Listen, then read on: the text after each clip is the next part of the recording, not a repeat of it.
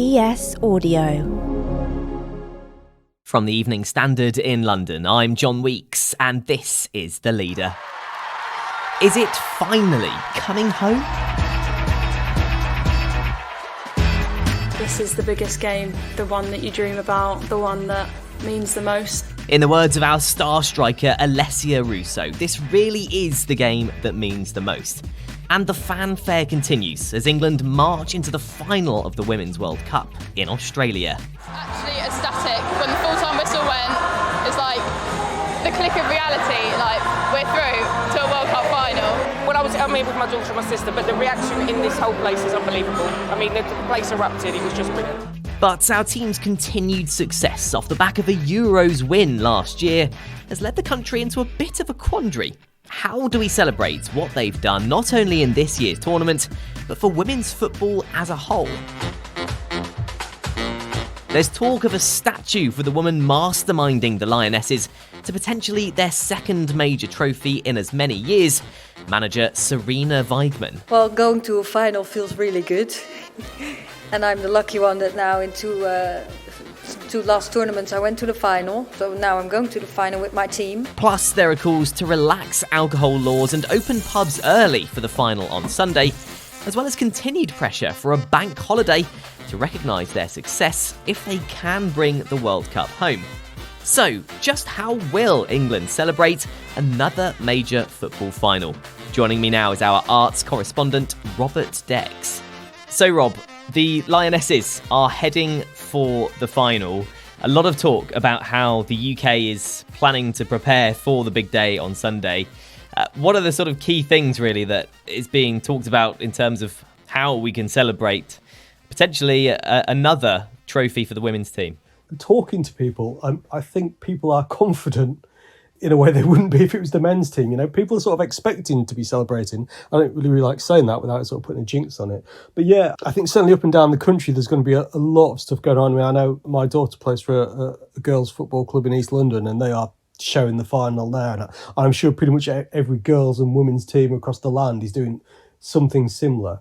One of the issues is there's been some talk about pubs can open early, but it's where they can serve alcohol early. And it comes down apparently to individual licences.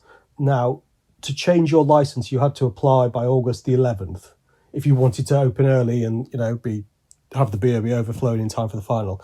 And of course, by August the 11th, we didn't know that England were going to be in the final, which is one of those sort of perennial problems you have. So there might be a few people sitting around nursing orange juices till half time, perhaps, in the pubs. But I think, you know, one of the things we've struggled with, obviously, is the World Cup being in Australia. Some of the timings haven't been fantastic. But 11 o'clock on Sunday is going to be pretty good. I'm expecting a huge TV audience. And as I say, lots of people out and about watching it as well. That's it. And I imagine a few people perhaps watching it in bed on a Sunday morning, a lazy Sunday morning. A bit of an economic boost, though, for the UK as well, right? Yeah, I mean, I think it's one of those things you never know until it's happened. But, I mean, it's not rocket science, is it? I mean, they've been brilliant. They're in the World Cup final. I know for a fact that we'll be getting the pizzas and the popcorn in to watch it as a family, and lots of other families will do that. And if you replicate that across the country, it's bound to be an economic boost. You know, people maybe pushing the boat out and splashing out on some food or some drink or whatever to celebrate and to watch it that they maybe wouldn't do, or going to the pub for lunch that they maybe weren't going to do.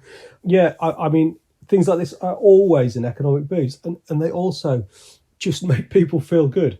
And productivity, we always tend to see productivity going up when things like this happen. So yeah, it should be interesting once the facts and figures come out and we see what's happened. And outside of the drama of the match itself, I understand in the build-up, there's a bit of drama around which key figures will fly to Australia for the game. What's been happening with that? It's become sort of a royal story and a political story in terms of who isn't going. The Queen of Spain is going. Now, the King is not going. And Prince William is not going. In the classic way that where our royal correspondents, also palace sources have said, there seems to be some of the disquiet over William not going. They've sort of said, well, his big thing is green environmental campaigning.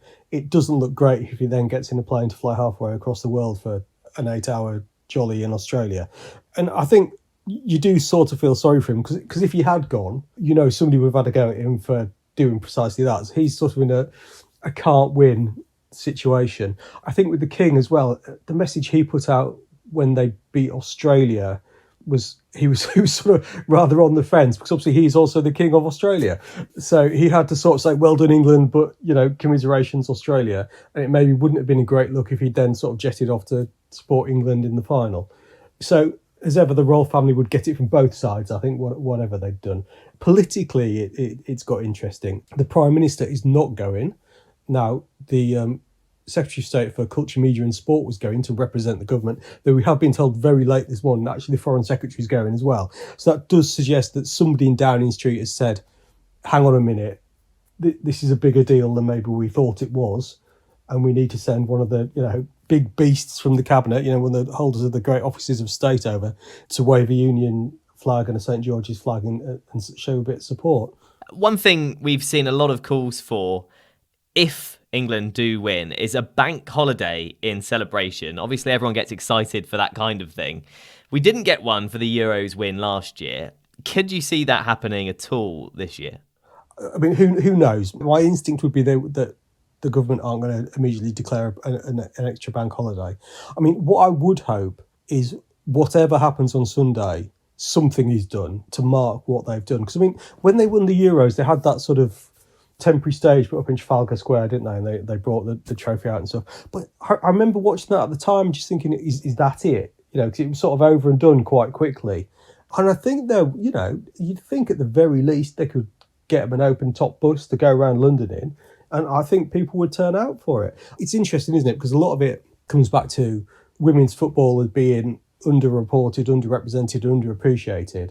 So I think there is maybe a feeling that previous achievements haven't quite been lauded as much as they should be, and therefore people are playing catch up with it. But I think also that's the same with football. Interestingly, I was looking through some stuff today, and 2009, so what's that? That's 14 years ago. 14 years ago, I was a Press Association reporter inside Downing Street when the rest of the 1966 squad got their medals. Because when we won in 1966, only the first 11 got a medal. And so that had taken, 40 odd years for the rest of them to get some recognition and for a medal to be given to the physio and, you know, the family of the manager and stuff like that. And that actually was because Gordon Brown, who was Prime Minister at the time, obviously a proud Scotsman, but a very keen football fan, was aware of the injustice and was determined to put it right. So I think there is a feeling that, yes, with women's football and actually just football generally, we've never quite made enough of the great successes. And actually, hopefully, people now are sort of thinking, whatever happens, come what may on Sunday, these people need to be made a fuss of, and hopefully they will be made a fuss of in the correct way. Let's take a break now. In part 2, our football correspondent Simon Collings tells us from Australia how England can beat Spain. England will probably be quite comfortable to say to Spain, look, you can have it, because we're so confident in our defence.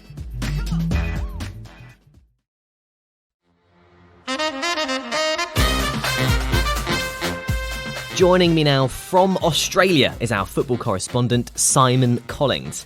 So Simon, in the build-up to the final on Sunday, first of all, how do you think the atmosphere is among the women's team camp? Because it is obviously their second major final in as many years.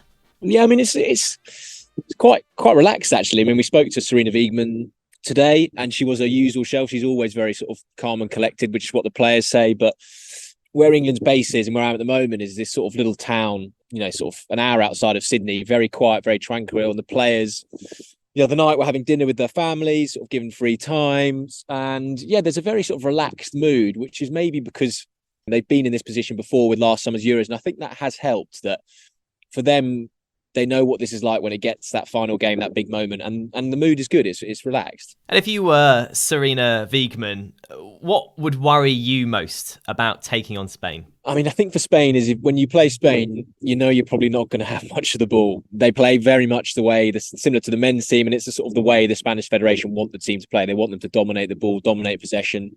And that is always the worry with Spain. You're going to give them the ball and you're going to sacrifice it. But I think England's shift at this tournament, where they've gone to that back three, actually makes them better set up to play Spain. I think in the past, England might have wanted to get an arm wrestle and be the ones to have the ball. But I think now, England will probably be quite comfortable to say to Spain, look, you can have it, because we're so confident in our defence. And with big games like finals, there's normally key players that will determine how things go.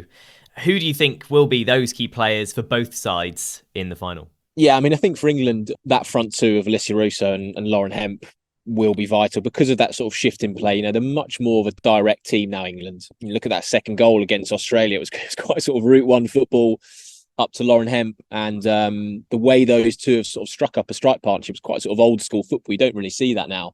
So I think they'll be key for England. And for Spain, it's hard to look past Tatiana Bonmatí. She's had a brilliant season. I think she's definitely a contender for the Ballon d'Or, the way she helped Barcelona win the Champions League. And in this sort of World Cup, she's been so hard for other teams because she just gets in those pockets of space in between the sort of defence and midfield. You don't know who's supposed to pick her up. So for England, that's going to be a big job. And I think Keira Walsh will probably try and do that. She knows Bonmatí from Barca. So I think if England can stop Bonmatí playing, they'll have a chance of winning the game. And are there any weaknesses in the Spanish team that we will look to exploit? I think centre-back will be the main area. Obviously, there was a big issue with the Spanish team in September last year where 15 players went on strike. They've had 3 of them come back for this World Cup, but then they're missing Mapi Leon, the Barcelona centre-back, and she's a brilliant player. I mean, she's up there with one of the best defenders in the world. The fact they haven't got her means they are short at centre-back. I mean, Leia Codina will probably play there. I mean, before this World Cup, she had 8 appearances. She's looked a bit shaky at times. So I think for England, that'll be the area they'll want to exploit because Paredes, brilliant centre-back, like captain Spain in the past, but Codina is still, we talk about this final, and this being new for people. I mean, this for her really is a big step forward. So I think for England, that'll be the area they'll go for. And so much in sport is down to mentality. And this England team does seem to have such a cool head throughout this tournament. We've seen with the penalties, obviously in the Euros last year as well.